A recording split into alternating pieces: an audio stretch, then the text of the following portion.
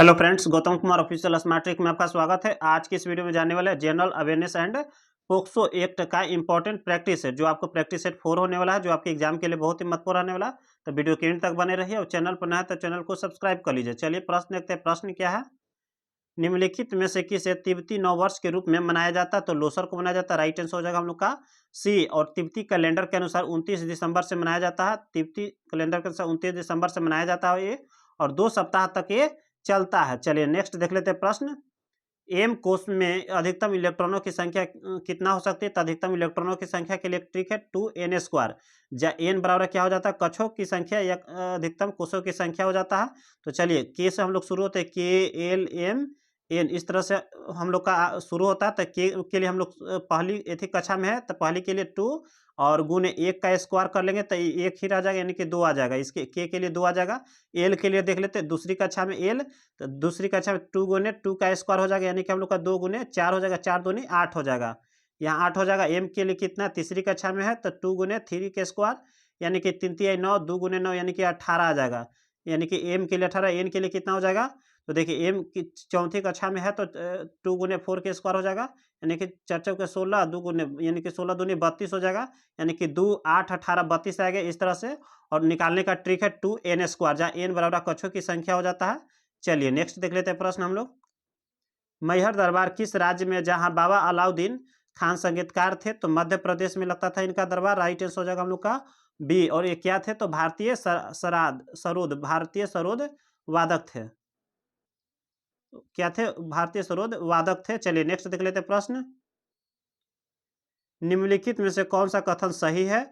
कथन वह कहता है कि वयस्कों की तुलना में किशोरों को पोषण संबंधी आवश्यकताएं अधिक होती है। तो हाँ, किशोरों को आमतौर पर 10 से 19 वर्ष की आयु के वर्ग में बांटा जा सकता है। तो हाँ, हम लोग का फर्स्ट और सेकंड दोनों सही है। राइट आंसर हो जाएगा हम लोग का सी। फर्स्ट और सेकंड दोनों सही है। चलिए नेक्स्ट देख लेते हैं प्रश्न। जीवाणु की कोशिका भित्ति के बाहरी परत को क्या कहते हैं? तो ग्लाइकोकैलिक्स कहते हैं। राइट आंसर हो जाएगा हम लोग का सी। चलिए नेक्स्ट देख लेते हैं प्रश्न। Trans Siberian railway system dot dot महासागर के तट पर स्थित व्लादिवोस्तोक तक जाता है। तो प्रशांत महासागर के तट पर स्थित रूस के रूस के व्लादिवोस्तोक से मॉस्को रूस के राजधानी मॉस्को को जोड़ता है। राइट आंसर हो जाएगा हम लोग का भी, प्रशांत महासागर। चलिए नेक्स्ट देख लेते हैं प्रश्न। संविधान का कौन सा अनुच्छेद न्यायपालिका को कार्यपालिका से अलग करता है? तो अनुच्छेद 50 हो जाएगा। राइट आंसर हो जाएगा हम लोग का सी, अनुच्छेद 50। चलिए नेक्स्ट देख लेते प्रश्न। भारतीय संविधान के कौन सा भाग मौलिक कर्तव्यों को दर्शाता है? पहले भी हम प्रश्न करवा चुके हैं। भाग 4 के 51 के ए में है, अनुच्छेद 51 के ए में है। और इसको किस समिति ने लाया था? तो स्वर्ण सिंह समिति ने मौलिक कर्तव्य को लाया था, स्वर्ण सिंह समिति ने। और कब आया था? तो 42वें संविधान संशोधन के द्वारा 1976 में। कब आया था? 1976 में आया था। उस समय कितने थे? टोटल 10 थे मौलिक कर्तव्य। अब कितने हो गए? 11। 11वां कब जुड़ा? तो 2002 में जोड़ा गया। 2002 में जोड़ा गया 86वें संविधान संशोधन के द्वारा। 86वें संविधान संशोधन के द्वारा 2002 में 11वां मौलिक कर्तव्य को जोड़ा गया। चलिए नेक्स्ट देख लेते हैं प्रश्न। मंगोल शासक चंगेज खान की मृत्यु कब हुई थी? तो 1227 में हुआ था। राइट आंसर हो जाएगा हम लोग का बी। चलिए नेक्स्ट देख लेते हैं प्रश्न। हुगली नदी के तट पर 1651 में किस कंपनी ने फैक्ट्री स्थापित किया था? तो अंग्रेजों ने स्थापित किया था। राइट आंसर हो जाएगा हम लोग का ए। और 1611 ईस्वी में सूरत में पहली फैक्ट्री अंग्रेजों ने स्थापित किया था। कब? तो 1611 में सूरत में। चलिए नेक्स्ट देख लेते हैं प्रश्न। पोक्सो एक्ट का प्रश्न है। देखिए, बालक अधिकार संरक्षण आयोग अधिनियम 2005 की किस धारा के तहत राष्ट्रीय बाल अधिकार संरक्षण आयोग का गठन किया गया है? तो धारा 3 के अंतर्गत किया गया। और कौन गठन कर सकता है? तो केंद्र सरकार गठन कर सकती है। केंद्र सरकार इसका गठन कर सकती है, इसी को मिला हुआ है। और धारा 6 में इसके जो समिति आयोग बनेगी, इसका अध्यक्ष और सदस्य के लिए वेतन बताया गया है। वेतन के लिए धारा 6 में बताया गया है, परिभाषित किया गया है। और आप लोग किसी भी अधिनियम का 3 से 4 प्रमुख बातें आप लोग याद रखिए, जो आपके एग्जाम में हमेशा पूछे जाते हैं। अधिनियम कब का है? इसे राष्ट्रपति की मंजूरी कब मिला? राष्ट्रपति की मंजूरी कब मिला? और इसे कब लागू किया गया? और इसमें टोटल कितने धाराएं हैं? ये 4 से 5 प्रमुख बातें आप लोग याद रखें, जो आपके एग्जाम में डायरेक्ट प्रश्न पूछे जाते हैं। तो चलिए जान लेते हैं, बाल अधिकार संरक्षण आयोग अधिनियम 2005 को कब मंजूरी मिला राष्ट्रपति का?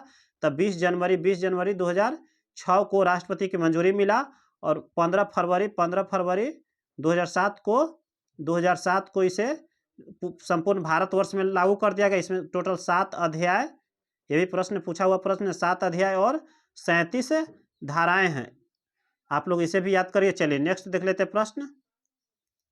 बच्चों के लिए निःशुल्क और अनिवार्य शिक्षा अधिनियम 2009 की धारा 2 द यानी कि 2N हो जाएगा हम लोग का, 2N या 2 द में निम्नलिखित को परिभाषित किया गया। तो विद्यालय को, स्कूल को, राइट आंसर हो जाएगा हम लोग का ए। माता पिता को किससे, तो 2 के से परिभाषित किया गया है। चलिए नेक्स्ट देख लेते हैं प्रश्न। कस्तूरबा गांधी बालिका विद्यालय योजना शुरू किया गया 2003 से 2004 में किया गया। राइट आंसर हो जाएगा हम लोग का सी। चलिए नेक्स्ट देख लेते हैं प्रश्न। निम्नलिखित में से कौन सी नई बचत योजना बालिकाओं के लिए शुरू किया गया, तो सुकन्या समृद्धि योजना केंद्र सरकार के द्वारा शुरू किया गया। राइट आंसर हो जाएगा हम लोग का बी। चलिए नेक्स्ट देख लेते हैं प्रश्न। बाल मृत्यु दर से तात्पर्य क्या, तब 5 वर्ष से कम उम्र में मृत्यु हो जाता है उसी से को बाल मृत्यु दर कहा जाता है। चलिए नेक्स्ट देख लेते हैं प्रश्न। बाल श्रम प्रतिषेध और विनिमय अधिनियम 1986 किस धारा में साप्ताहिक अवकाश से संबंधित है, तो धारा 8 से संबंधित है, साप्ताहिक अवकाश से संबंधित है, सप्ताह में एक दिन छुट्टी से है। और धारा 7 में बताया गया कि शाम 7 बजे से प्रातः 7 बजे तक या 8 बजे तक के बच्चों को किसी भी कार्य पर प्रतिबंध लगाया गया। सुबह शाम 7 बजे से प्रातःकाल 7 बजे तक, धारा किस में, तो 7 में, और साप्ताहिक छुट्टी धारा 8 में। चलिए नेक्स्ट देख लेते हैं प्रश्न। अनैतिक व्यापार निवारण अधिनियम 1950 बालक परिभाषित करता है। 1956 हो जाएगा, 1956 परिभाषित करता है किसको, तो धारा 2 के ए में बालक को परिभाषित किया गया है। और धारा 2 के ए में किसे परिभाषित किया गया, तो वेश्या गृह को परिभाषित किया गया। धारा 2 के ए में और धारा के 2 के ए में बालक को परिभाषित किया गया। चलिए नेक्स्ट देख लेते प्रश्न। लैंगिक अपराधों से बालकों के संरक्षण अधिनियम 2012 के अंतर्गत किस धारा में दुष्प्रेषण के लिए दंड निर्धारित है, तो दुष्प्रेषण को परिभाषित किया गया धारा 16 में और दंड प्रावधान किया गया धारा 17 में। इसी तरह धारा 13 में किया है, तो अश्लील प्रयोजनों में बालकों का प्रयोग को परिभाषित किया गया। और धारा 14 में इसके लिए दंड का प्रावधान किया गया है। और धारा 19 क्या कहता है, तो धारा 19 कहता है कि अपराधों को रिपोर्ट करने से संबंधित है धारा 19। चलिए नेक्स्ट देख लेते हैं प्रश्न। अभी तक इनका चैप्टर वाइज नहीं देखें तो प्लेलिस्ट में जाकर देख सकते हैं, पूरे सभी को चैप्टर वाइज करवा दिया गया। चलिए नेक्स्ट देख लेते हैं प्रश्न। बाल विवाह प्रतिषेध अधिकारी की शक्तियां एवं कर्तव्य बाल विवाह प्रतिषेध अधिनियम 2006 की किस धारा के अंतर्गत, धारा 16 में अधिकार, और इसी के अंतर्गत इनकी नियुक्तियां भी राज्य सरकार द्वारा किया जाएगा। चलिए राइट आंसर हो जाएगा हम लोग का सी, धारा 16 के अंतर्गत। चलिए नेक्स्ट देख लेते हैं। सबसे कम लिंगानुपात वाला राज्य कौन सा है, हरियाणा है। और लिंगानुपात निकाला जाता है प्रति 1000 पुरुषों पर निकाला जाता है। तो कितने हैं, 879 महिलाएं हैं। और सबसे अधिक लिंगानुपात किस राज्य में, केरल में है। तो 1000 पुरुष पर कितनी महिलाएं, 284 महिलाएं हैं। चलिए आज के लिए इतना ही। जय हिंद।